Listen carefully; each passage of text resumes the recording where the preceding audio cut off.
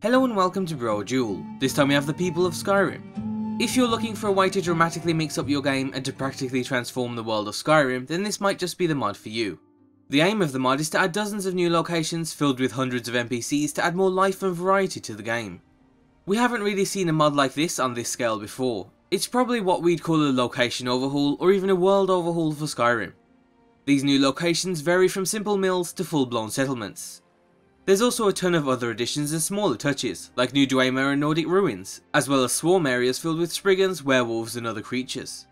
The mod also makes use of custom assets in a lot of the new locations, which further helps them stand out and to give them a new fresh feel. The mod tries to stay as lore friendly as possible, but of course the addition of any new significant locations will always go against the lore. We found that a lot of the new locations complemented the vanilla areas. For example, many of them expand on cities and villages in less direct ways. Instead of changing them like a city overhaul would, the mod expands on areas around them. So the Whiterun area is now the main city, and then the outskirts, where you'd usually find a couple of farms, is now much more built up with many new buildings and a smaller settlement. Similar but fewer additions can also be found outside Riverwood, this time including its very own cemetery. So for a lot of the new locations there's always some form of logical reason behind them, instead of just simply being there for decoration or to fill empty space. Solitude now has a fishery that's much more realistic in terms of fulfilling the food needs of the capital and any extra fish for trade. We also like the smaller touches found on most of the new locations, like at the docks where seagulls fly much lower over the buckets of fish. And of course, all of these new locations come with NPCs. Right now, these are all generic NPCs with unique names, so they'll use fitting generic voices and have realistic schedules, but they don't have the depth of a typical NPC. So they won't have a quest or have any real backstory just yet. However, just having them around definitely makes things seem more busy, especially when they venture out of their areas to visit a nearby city. Sometimes they can also be merchants, mercenaries or another type of NPC depending on the location. So while they're not super in depth, there's still a decent amount of variety between the NPCs past their names and appearance. Another big feature of the mod is the expansion of Dwemer and Nordic ruins all over Skyrim. You can expect to find many more artifacts from destroyed buildings, crypts and more. This can be anything from a small stone in the ground to a huge archway to a full-blown castle that's embedded into a mountain.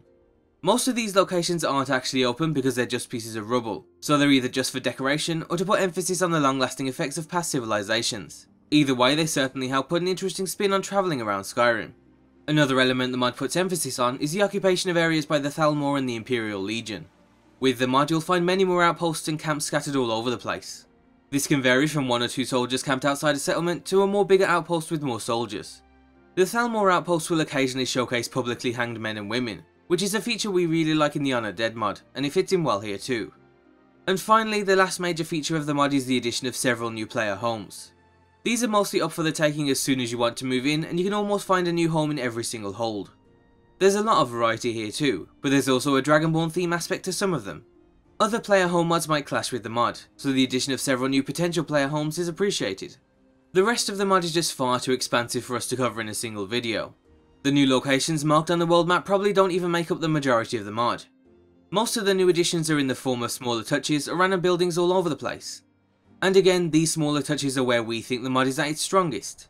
Whether it's the destroyed homes of Imperial supporters near Windhelm, or the increased emphasis on trade with the new markets and visual harvesting of Skyrim's resources. From the mills, to the fishing, to the tied up hawkers. In terms of compatibility, the best thing to do is to check the mod page.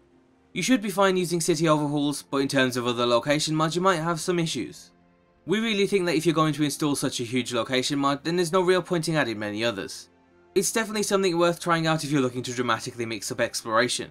If you're bored of seeing the same old areas over and over again on your 100th playthrough, then this might just be the mod for you. To get it today you can find everything you need down below. And as always, be sure to leave endorsements on any mod you enjoy.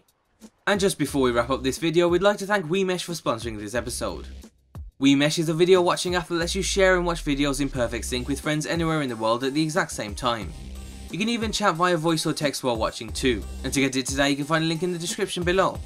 And as always, be sure to check out g2a.com for some cheap games, and thanks for watching.